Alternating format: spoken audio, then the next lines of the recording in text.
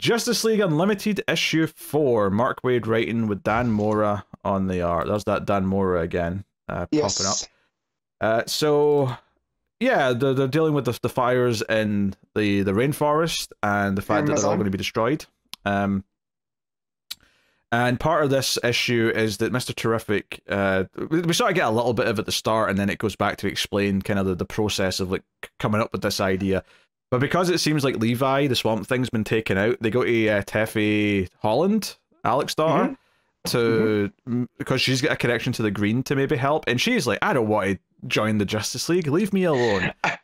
I'm not a superhero. I'm a person.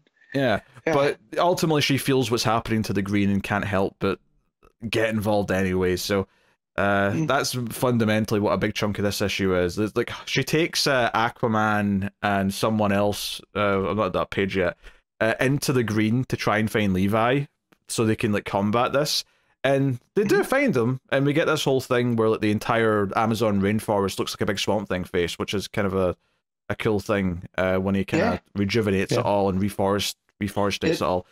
So yeah, honestly, this is kind of like one of those issues where I think the things that are happening are fairly solid, and I like the sort of the broad things that it's doing, but it does have that event book feel where there's a lot of characters and we're jumping around a lot. So the pacing and the structure doesn't feel as tight. I find it very hard to care about much of what's happening in this book at this point. It's not like a terrible book. Let me make that clear.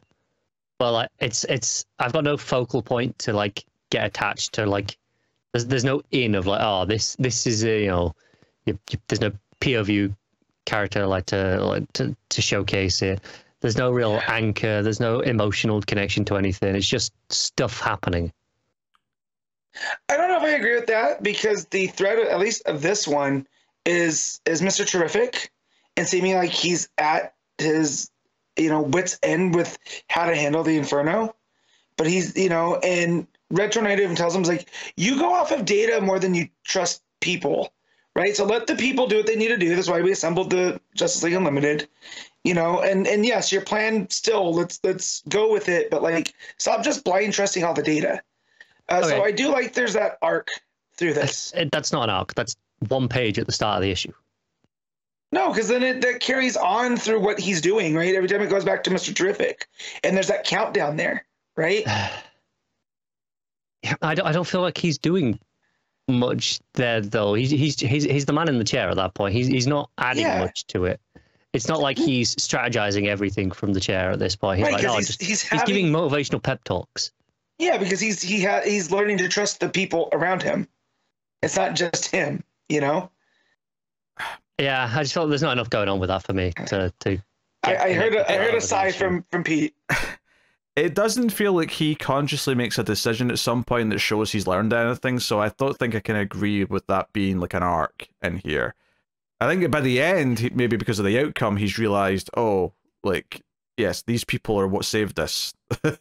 But I don't know if like he has like a direct arc per se. If anything, the emotional connection for me is probably more in the little subplot in the middle, which is Batman going to see Jean, because I care about what's going on with Jean. I agree.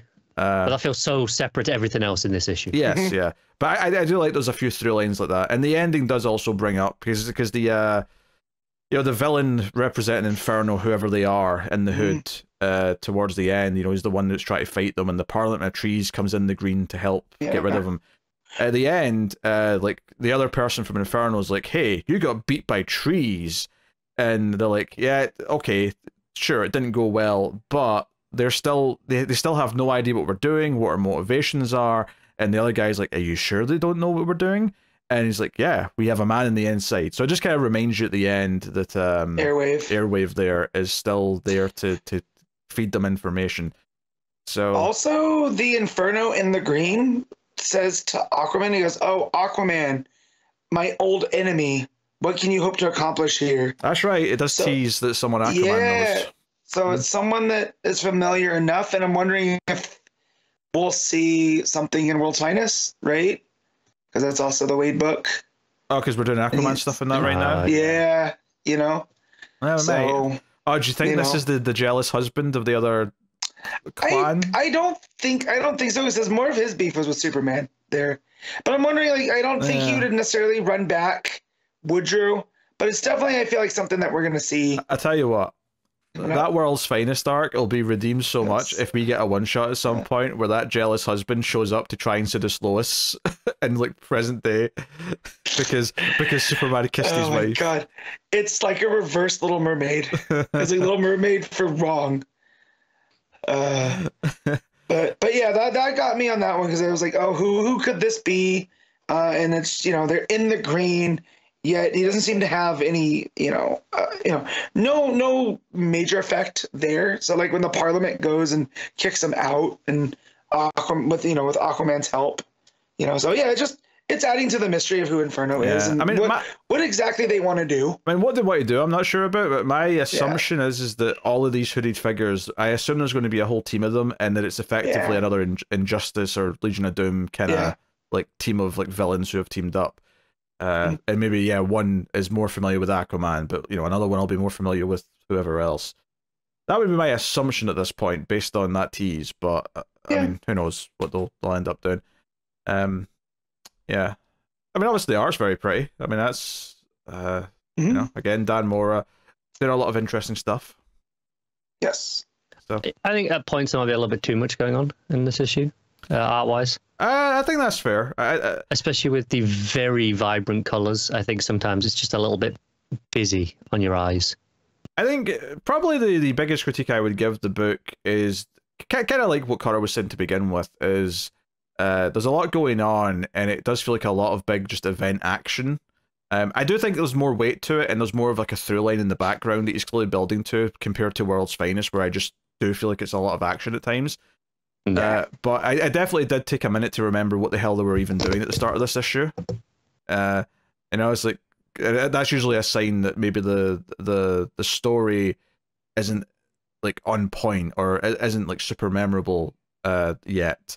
Like our Inferno are a memorable threat where I'm like, oh, who is Inferno? No, I forgot Inferno existed in the last month. I had to be reminded that Inferno's a thing.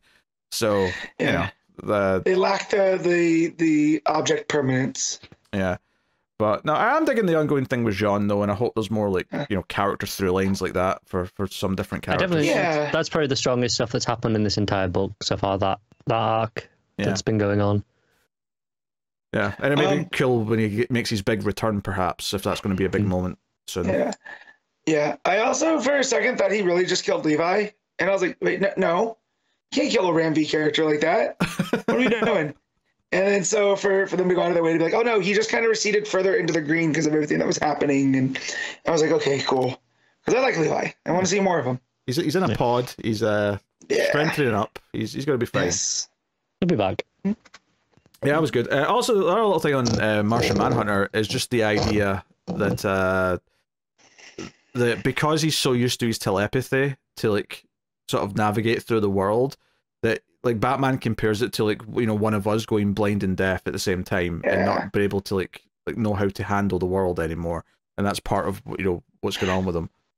Yeah, that's pretty good too. I like that. And Batman to be the voice of reason like that for Jean, I like too.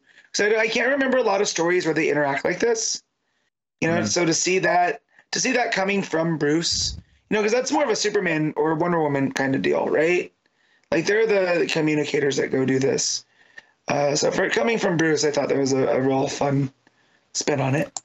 Yeah, I mean, I think I like the whole bit where he says, "Oh, hey, you're the constant thing in the Justice League. You are the Justice League." And to be fair, that's like I think what most of us think of as Martian Manhunter is he's the guy that puts the team together. He's the guy that.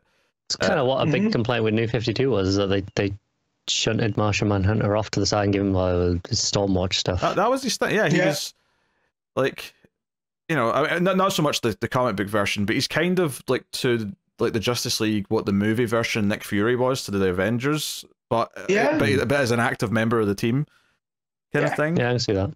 And he's kind of the heart of like bringing them together. So yeah, it's nice to hear that kind of acknowledged here, especially since this is a Justice League book after all. He is. In a lot of ways, I think he is actually pretty comparable to Iron Man in 2008, where Iron Man was not an A-lister, but like became like the cornerstone of that Avengers team, that whole like phase built off that success.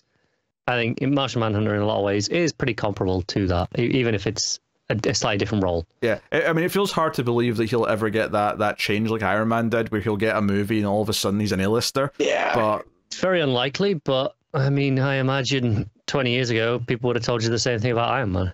That is true. That's true. But there's always been Demon in the Bottle, right? There's always been these big stories. Can you point to a story that would make you, outside the origin of Manhunter, right, where he gets beamed over, Doctor has the heart attack or whatever? I don't know if there's that many Martian Manhunter stories that you not solo stories, no, but I think he's in a lot of Avengers stories. Yeah. Justice League. Justice League stories, yeah.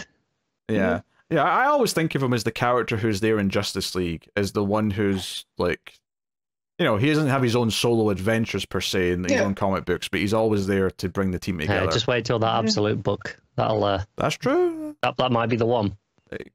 I'm so excited for that. We'll see. But all right, Justice League Unlimited, Matt, what are you giving it? I'm gonna 7.5. Connor? I'm gonna give it a 6. It's okay. I'm happy to give it a 7. I'm enjoying it, but it is definitely I don't want to say more fluffy. I don't think that's quite the right word, but it's like, you know, all the big action stuff going on does feel a little bit like just generic comic book action, but there is some underlying stuff that I really like. So I just remembered the Inferno set Dr. Occult on fire and threw him back into the fire. That's right. Is he okay?